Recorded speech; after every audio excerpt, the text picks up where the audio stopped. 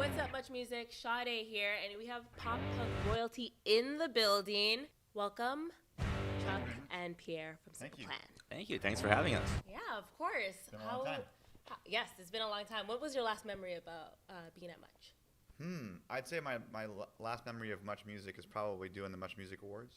Okay, yeah, of course. We might have been here after that, but it was such a big part of us coming around, and we did a lot. We actually won the People's Choice Award like so many years in a row. I think they have to take us off the category. Yeah. I think, right? I think it was mean- like 5 or 6 years in a row where they were like, okay, that's enough. We know. It's time for somebody else. Yeah, Right. so the Much Music Awards was always a big party and really, really fun. So I have a funny memory, a not so great one, but I want to share it because it's hilarious. Okay. We did Much Music Awards where we performed with Flo Rida.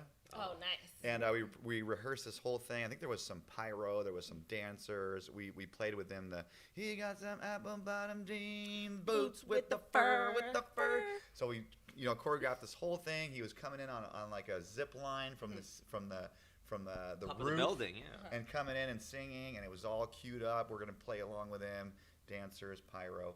And when we did the whole thing live, he came out and he started singing the chorus like 4 bars too early. And we're going like, oh, Damn. crap, Right. what do we do? Because it's all tracks. There's tracks we're playing, but there's also tracks. There's dancers, there's cues, so we're like, what do we do? Gotta think on your feet. I'm on the stage going like, what do we do? Do we follow him, or do we just pretend he didn't start late and start later? And it was a big old mess. I don't think people most realized it, but it was really bad. And the pyro was off cue. I think our guitar player was like over the pyro as it was supposed to blast off, and thank God they didn't do it. Right. But it was very traumatizing. It was a bit of a disaster. Yeah, Oh, no. pretty but much. It's like no one else realizes exactly. it, But which is great. we rehearsed it, and it was perfect Yeah. every time. Then he comes down, and she had those apples, and I'm like, you're way too early, dude. No, So anyways, it was. yeah. And we used to play it live all the time, so we had it down. Yeah, we had it Right. You know? But Flo Rida didn't like us after that. He thought we were coming in late. He thought we came in late, By the that way, we were wrong. I'm joking. Did If he's watching this, Flo, I'm joking. We didn't have any beef, but I think I don't know that he was aware that he was the one that was late. So you guys are also touring again, which is very Yep. exciting. What has that experience been like for you? Just being able to see your fans again and like be on stage. Been super nice after being away from the road for a couple of years, and what's been nice is actually the pandemic, for me anyways, has really given me a new appreciation and made it exciting again to go on the road. Right. So after touring for we've been in a band since we were 13 years old. We've been touring since we were like 17. It had been a long time, and you get a little bit jaded. So after a while, you kind of like, oh, another show. Right. But when it's taken away from you for a couple of years, you're like, whoa, this is really fun. Right. So it's been really great to be on the road again and see the fans and play some shows. I feel like it's more exciting than ever. I think what's really special is that you can feel that people are happy to be there again. Right. And there's really like more smiles, and it's just the screams are louder, and people are jumping more, and there's just more enthusiasm because again, I think they also missed it. Right. I think even the fans took it for granted. Every band comes all the time. I'll go see shows, and then you can't go see shows for 2 years. Exactly. And then you come back and you're like, man, I feel like people are just happy to be together again and to be enjoying live music. It's just really special. So I think we feel it on stage too. So it's been great.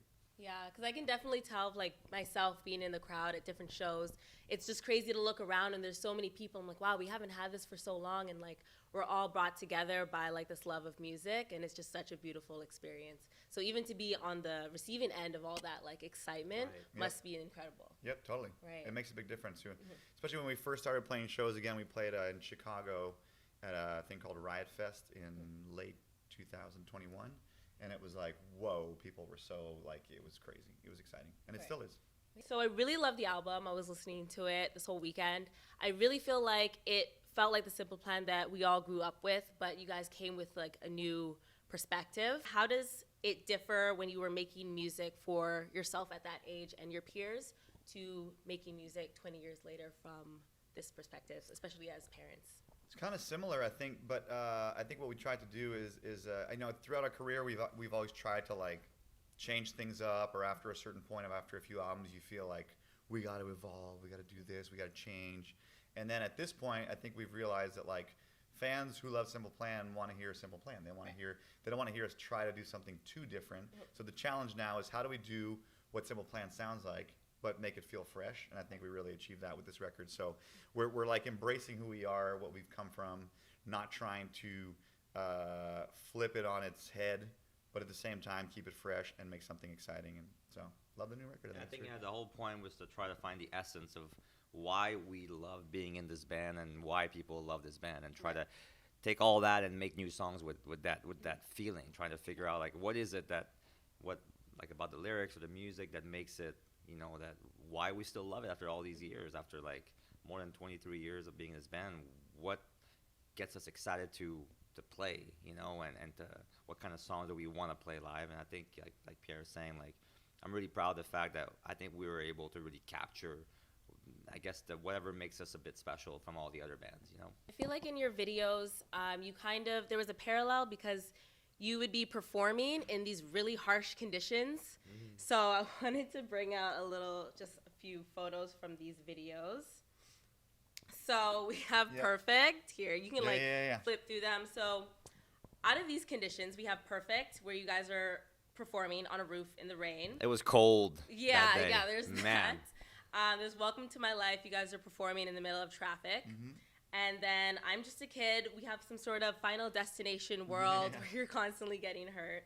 And then in Addicted, there's the house collapsing. So we're going to say that's an earthquake. Yeah. I'm wondering if you guys had to perform in one of these conditions, weigh the pros and cons, which one would you perform in? Well, the rain was too cold. That was really, we were in LA, and people think Southern California, it's hot, but in the winter, it's pretty chilly. Yeah. Especially at night. Yeah, so it's like, close to zero. Right. And we're in the rain, so I wouldn't want to do that very long. We did that also for another one. Let's see. They forgot to Welcome to My Life when you're on the top of that bridge. That was scary. Yeah, there's that. Yeah, but this is a traffic jam here. Right. I would do the traffic jam because you have an audience. That's true. They have nowhere to go. You have nowhere to go, Yeah. so you're guaranteed to have an audience. At some point, you'll win them over. Mm-hmm.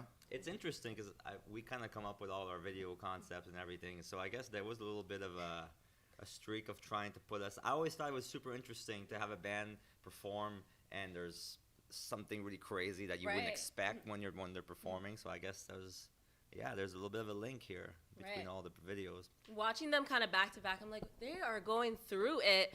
Like every time you guys are performing, you guys are somewhere like having to deal with all like chaos around you. Mm-hmm. Right. And then even with the subject matter, I was like, oh, kind of like makes works. sense. It's parallel. Yeah. Right.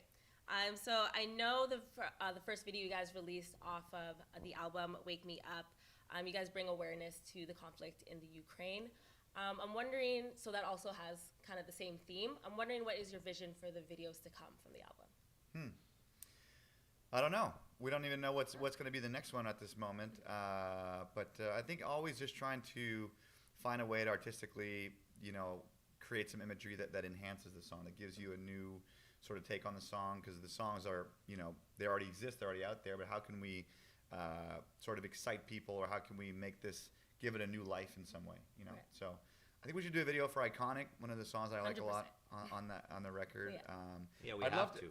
I'd love to do a video for all the songs. It's I think if budget wasn't an object, it's I think a lot of the songs you hear them and you kind of see images anyways. But we have to limit ourselves to just a few. You guys have been through that stage of writing for teens who are kind of having growing pains and having kind of like teenage angst and stuff. What is a simple plan for surviving your teens, early 20s, maybe 3 points if you guys could give some? Well, I think the good thing now is that I think that the world has changed in the positive direction. I think it's acceptance. It's understanding that we're all different, understanding also a lot about mental health. Right. I think in the last 10, 15 years, maybe even more like 10, people have been aware that mental health is so important, and that it really should be treated as just the same as if you break your arm, break your leg. It's something that is important to talk about. It's not taboo, and that, I think, for us growing up was not talked about as much. And I think as a band, we kind of saw not an opportunity, but there was people wanted to talk about their emotions, but didn't really have the resources or didn't have the safe space to do it, and music became that safe space. And I think that's part of the reason why our band did well, is because we're one of those few bands that talked about super obvious, vulnerable things, that we're not trying to be cryptic here. We're talking about being vulnerable and being upset and being sad, and people found themselves in that. So I think that, now it's just about understanding that it's okay to not be okay. It's okay to struggle, and I think when you do struggle is to look for help, look for people that can help you, and luckily now there's more resources. And also keep it in perspective that whatever you're going through, it's not permanent. Right. Like things will get better, things will change, things will evolve. Life is constant changes, right? So people, I think when you're a teenager, whatever state you're in, or it tend to feel like it's gonna be like this forever, Right. and nothing's gonna change. And I think that when you live a little bit more and you get older, you realize that okay, like there's ups and downs, and there's good moments and tough moments, and you sort of cycle through all that throughout your whole life, and even as an adult. Like I think it's what's really interesting for me is to kind of reflect on what we talked about and realizing that all these themes that we talked about when we were younger, they still happen to you as an adult, just in a different version. Like if you break up with a girl at 16, or if you get divorced at 40, it's sort of the same emotion, right? Like you feel Probably like even more challenging. probably if even anything. harder, Yeah. right? Because Yeah. there's more stakes and it's not, But I think that a lot of things, like if you feel alone or you feel like you don't belong anywhere, I think you can feel that as a 4-year-old now, okay, who am I? Like having this whole kind of crisis, like who I should be, like is this how I want to live my life? I think a lot of the things that we talked about in our 20s, I think they still kind of apply. Obviously, we try to talk about them in a different way, maybe with more like a more mature approach. But I think the one advice to answer your question is that things do evolve, do change, and nothing is permanent. And I think that whatever you're going through, it's going to end up making you stronger. And you're going to be like, you're going to look back on that and say, man, I went through that. And it made me who I am today. And I'm grateful in a way for what happened because it sort of shaped me as a person. And I'm going to use it to be stronger down the road. So I think that it's hard to realize that when you're in the moment, but Right. hopefully people can sort of remember that, Yeah. I know they had the resurgence of I'm Just a Kid on TikTok. I'll be putting you on the spot a little bit, but are you able to create maybe new lyrics, but as an adult? So it's kind of like For that song, you mean? Yeah, like I'm just I'm an adult and life is still a nightmare. That's the thing. It's like, we talked about it before, but like growing up, I think when you're younger, you look at adults and you're like, yeah, you don't have anything to worry about. Like your life is like, but it's like there's more at stake. There's more going on, and I think that life is a struggle, and it's hard, and it doesn't get any easier as you get older. I mean, sometimes it does, but it's always changing, Right. So yeah, definitely, I'm an adult and life is still a nightmare. There's Right. somebody on TikTok that actually did a whole version Yeah. with like 2 different verses of like, Jax did one. yeah, and oh really? Yeah, Jax is a big TikTok star that has the song Victoria's Oh, Secret. yes. She came She in here. did Yeah, she came did in the a other song day. that's like Yeah. she does like POV songs. So like Okay, sick. from the point of view of like the mom, and she's like, "You're not a kid, Kyle. Go clean up your room now." Oh, like I you're saw still that living in one, that. yeah, of It's course. so hilarious. So. Oh, that's good. And that other guy was like, "Oh, I got taxes to pay, and then my Right. kid going to." It was really funny. So check it out. It's kind of like a whole rework of the song, but Yeah. as an adult. So maybe we need to cover that one day. Yeah, you should. I'm Just a It's Kid gonna Part be 2. awesome. Right, exactly. Yes, do it. But you're right. I think as I'm you not grow just up. a kid, but life's still a nightmare. There we go. All right. Thank you guys so much for being here. Thank you, Muchmusic, for watching. Harder Than It Looks is out now. Much love. Take care. Thank you.